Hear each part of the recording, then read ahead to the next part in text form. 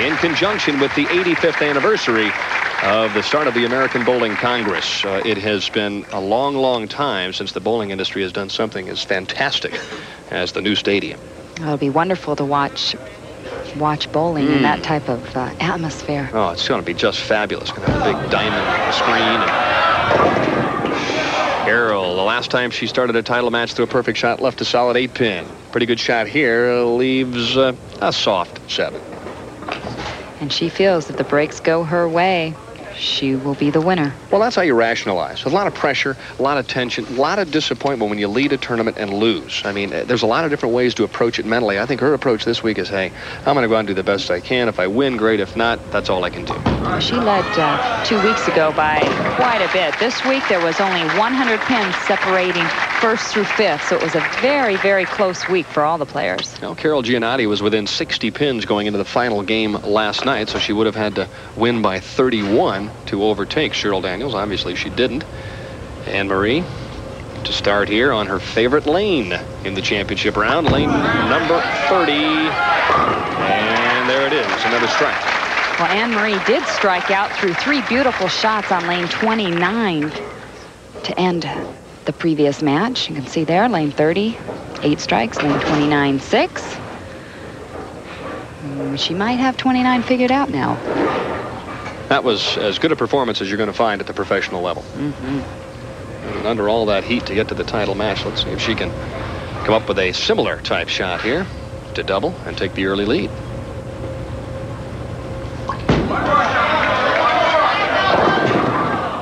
Two, 4, 5. I was surprised she did not come back and reset. She had her hand in the ball. She pulled it back out of the ball, put it back in, and then it really appeared she did not get the lift on the ball that time. During the commercial break, she ran over quickly, got the old pack together, came over and took the tape out of that ball, put 2 new pieces in. It was either too much or not enough. Very hot down in the players' area. Yes, fortuitous. The 2, 4, 5 disappears. Well, she has given away an open frame in each of her games. She did not want to do it again early in this match. Way inside. Cheryl Daniels trying to get that ball to sit down and hold pocket. Eyebrows raised. Well, that was a break. Yes, it was. A roll of the eyes and a roll of the 10-pin as it falls at the last moment. Coming in high, right smack dab on the head pin. Ooh. It was a 3-pin that took out that 10.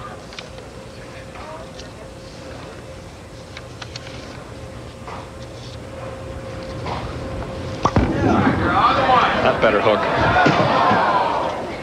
We saw Anne Marie Duggan miss the 7-pin to the right. And now Cheryl Daniels does the same thing. Anne Marie, while sitting on the bench, ends up with a 12-pin lead.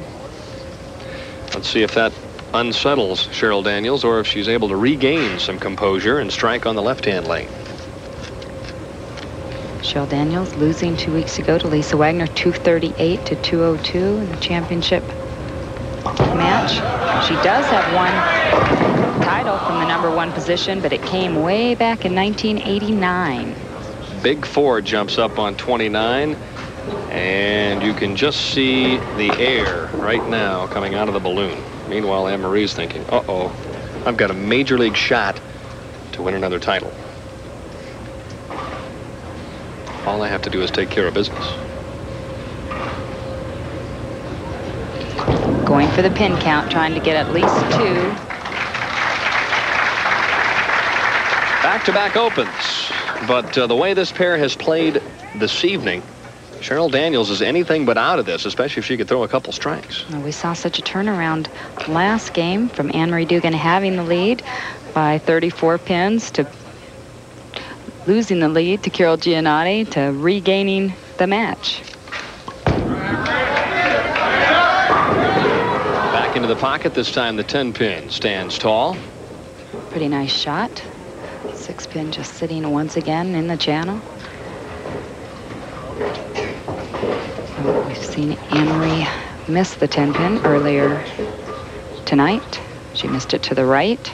Not going to make excuses, but the corner pins have been a little touchy here this week Get the ball in the wrong spot with the wrong kind of roll, you're going to miss. It's so easy to go left of it.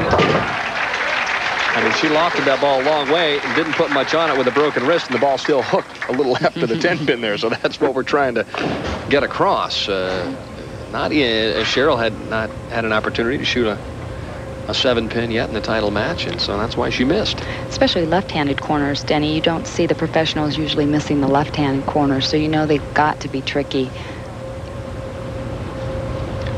Ahead by 23. And it's time to give back a few.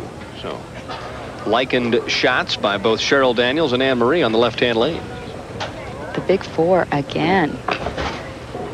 You've got to get the ball to the right, because once it comes out of this first 15 feet, it goes left. As you can see there, the angle. She just never gets the ball right. All right, now on the left-hand lane, why not go to the Eugene McCune School of Bowling? Move right, break your wrist down a little bit, throw it hard at the pocket. I mean, you don't leave any of those big fours. I'm not selling you on that, am I? You're not going for it. Okay. Not going for it. All right. You've got a player that is opening up so much on one lane to try to tighten up and go direct on the next lane. It's very difficult to get your body into it in such a short amount of time. You've got 10 frames. Now they've only got 5 frames left. But what are the alternatives? To just keep moving left. Make sure you get the ball right. They are striking on 29, Denny. She knows she can get to the pocket, but she has to make a good, clean shot. She's got to send the ball right. The players have not missed very often to the right. Cheryl Daniels with 3 straight opens, and right now she is reeling, just trying to regain some sense of what she's doing here in the title match. She's just giving this away. Really got that one, really got around that one. Never got the ball over into the right-hand side of the lane. It was not even close. But Cheryl Daniels has not practiced on these lanes, really has not bowled on these lanes, as we mentioned, for an hour and 15 minutes. And as Leanne Barrett said, the oil basically disappeared. A disgusted Cheryl Daniels walks off the approach after a strike. And here's a look at this shot. She throws it very hard, comes up pretty high, but she trips the 4-7. And this is, she's talking to him. Thank you. Nice shot there. Oh, my. Second time she's left the solid 7. That was a key shot, too, because it was after an open. That hurts. She knows she needs to keep striking on the right-hand lane, too, because if she's ever going to double, it's going to come on 29. Well, Cheryl Daniels had the option whether she wanted to start or finish this match and on which lane. And Cheryl Daniels has chosen to end the match on lane 30. So Anne Marie Duggan will end this match